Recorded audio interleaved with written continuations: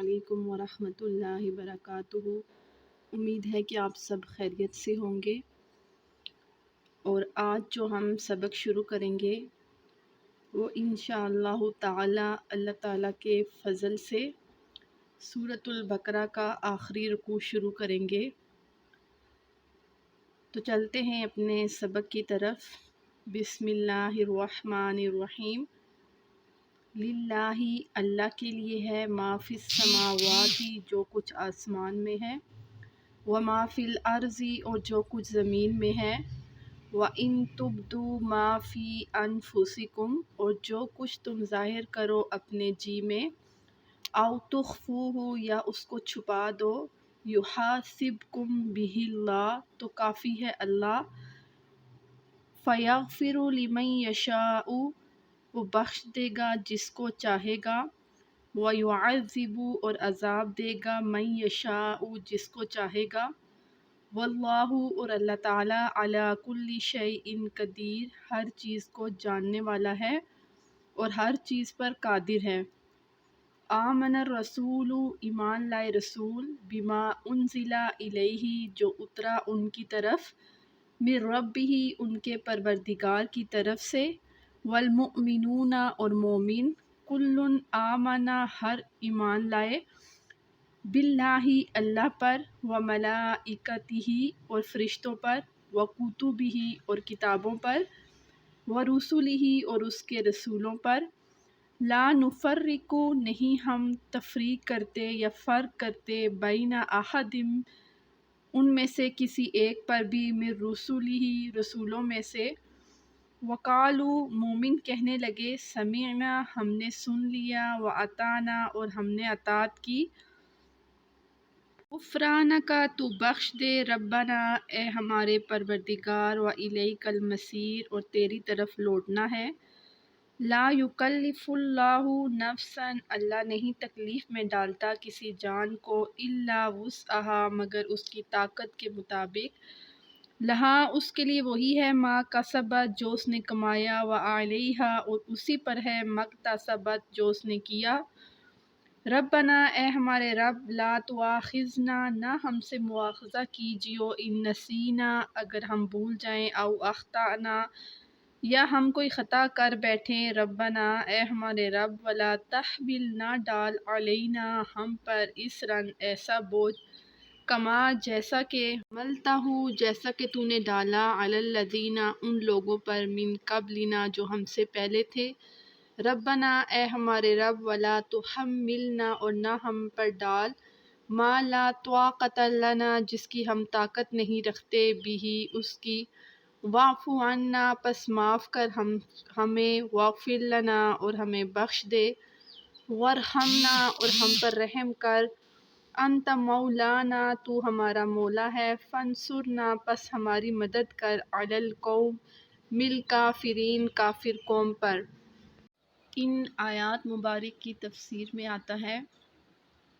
کہ حضرت جبرائیل علیہ السلام آپ صلی اللہ علیہ وسلم کے پاس بیٹھے ہوئے تھے، اتنے میں ایک زوردار دھماکہ ہوا۔ آپ صلی اللہ علیہ وسلم نے جبرائیل علیہ السلام سے فرمایا کہ یہ کیسی آواز ہے؟ تو جبرائیل علیہ السلام نے کہا کہ آج جنت کا ایک ایسا دروازہ کھلا جو آج سے پہلے کبھی نہیں کھلا، اور ایک ایسا فرشتہ اترا جو آج سے پہلے کبھی نہیں اترا، اور ایک ایسا کلام آیا جو آج سے پہلے کبھی نہیں آیا۔ اتنے میں ایک فرشتہ آیا اور اس نے آپ صلی اللہ علیہ وسلم سے کہا کہ میں اللہ کی طرف سے دو نور لے کر آیا ہوں، ایک سورۃ الفاتحہ اور دوسرا سورۃ البقرہ کی آخری آیات۔ آپ صلی اللہ علیہ وسلم نے فرمایا کہ یہ جنت کے خزانوں میں سے ایک خزانہ ہے، کیونکہ سورۃ البقرہ احکام پر مشتمل ہے اور سب سے زیادہ احکام اسی صورت میں ہیں، اسی صورت میں اللہ نے نماز، روزے، زکوٰۃ، حج، زندگی گزارنے کا طریقہ، کاروبار، یعنی کہ ہر احکام سکھایا۔ اور حکم کی عظمت تبھی انسان کے دل میں آتی ہے کہ جب حاکم کی عظمت ہو۔ جب دل میں حاکم کی عظمت ہوگی تو حکم کی بھی عظمت انسان کرے گا۔ تو اللہ نے اس صورت میں ہر طرح کے احکام بیان کیے۔ پھر آخری آیات کا مقصد یہی ہے کہ للہ ما فی السماوات و ما فی الارض، کہ یہ تمام حکم کس نے دیے؟ اللہ رب العزت نے۔ زمین اور آسمان کی بادشاہت کس کے اختیار میں ہے؟ اللہ رب العزت کے۔ یہ سب طور و طریقے کس نے سکھائے؟ اللہ رب العزت نے۔ تو آخری آیات میں حاکم کی عظمت ہے کہ اللہ رب العزت نے تمام احکام انسان کے لیے بھیجے کہ وہ اس پر عمل کرے۔ تو سورۃ البقرہ کی ان آیات کے بارے میں آتا ہے کہ جو انسان رات کو ان آیات کو پڑھے وہ صبح تک اللہ کی حفاظت میں ہوتا ہے، اور جو صبح 3 مرتبہ یہ آیات پڑھ لے وہ شام تک اللہ کی حفاظت میں ہوتا ہے۔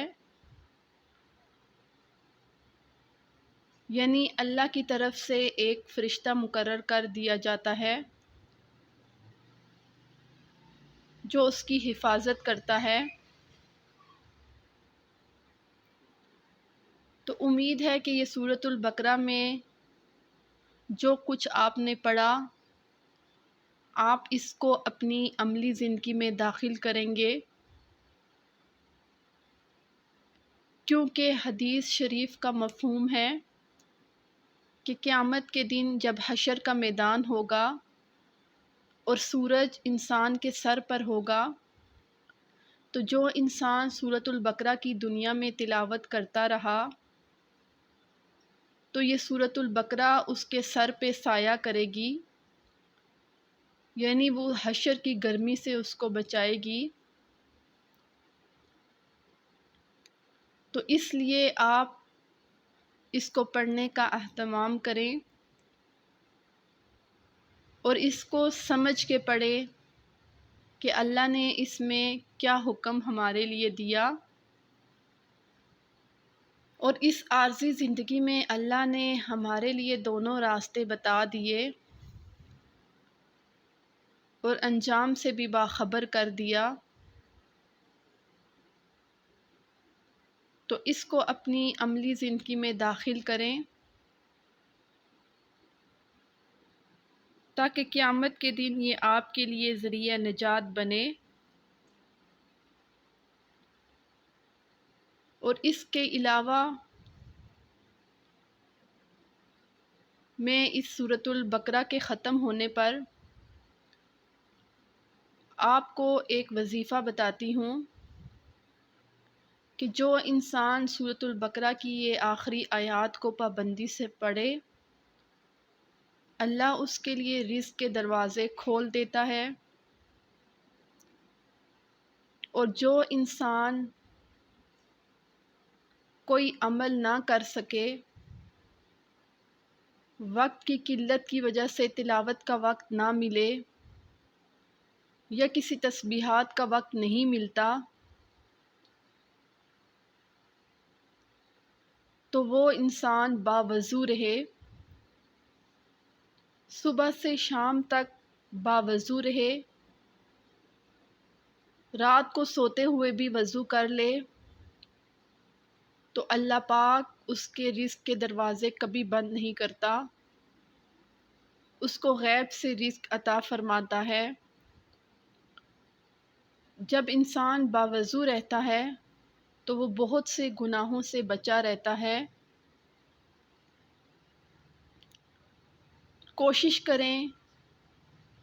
کہ باوضو رہیں، کیونکہ طہارت جو ہے اس سے انسان کو عبادت کی بھی توفیق ملتی ہے اور شیطان کے شر سے بھی محفوظ رہتا ہے، اور اس انسان کے لیے رزق کے دروازے بھی کبھی بند نہیں ہوتے۔